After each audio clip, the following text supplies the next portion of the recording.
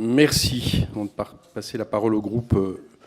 Un petit mot. D'abord, le remerciement aux deux rapporteurs pour le travail qui a été fait pour les auditions, même si je sais le caractère frustrant d'avoir fait un travail en aussi peu de temps, mais c'était un peu la loi du genre, parce que l'idée, c'était aussi que ça serve pour le PLF.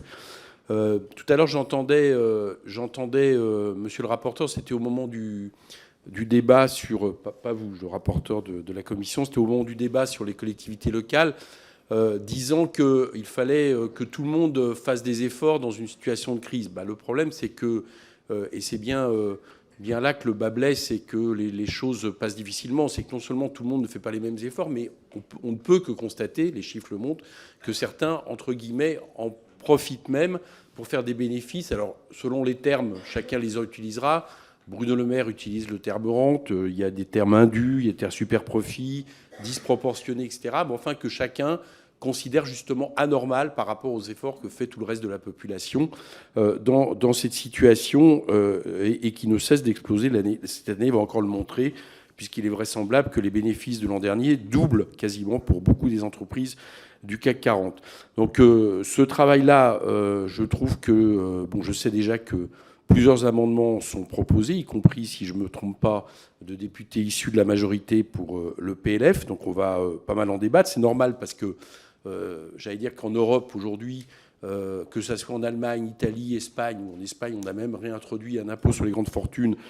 C'est un sujet qui devient pratiquement banal, j'allais dire, parce que les unes et les autres, ils vont presque... ils vont. Je remarque que l'Union européenne a pris la mesure que l'on connaît, que par exemple la Belgique a pris une mesure complémentaire à celle de l'Union européenne pour justement arriver à contourner certaines problématiques. Par exemple, le dispositif de l'Union européenne laisserait de côté jusqu'à maintenant des entreprises ne faisant pas de bénéfices en France comme Total, ce qui a été un des problèmes pointés. Et de ce point de vue-là, j'allais dire que la mission Flash a ouvert un autre débat, c'est-à-dire est-ce que, quelque part, qu'on fait un quart de son chiffre d'affaires dans un pays et qu'on a des dividendes qui explosent et des profits qui explosent de manière aussi historique, est-ce qu'on peut considérer que ça ne participe pas aux bénéfices réalisés dans son ensemble? Et ça pose la question de la fiscalité des entreprises, distorsion PME, grandes entreprises, entreprises CAC 40, qui sera proposée dans une mission d'information sur lesquelles on aura le temps de travailler.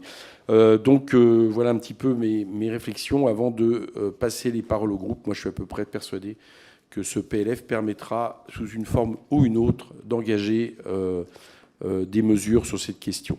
Je passe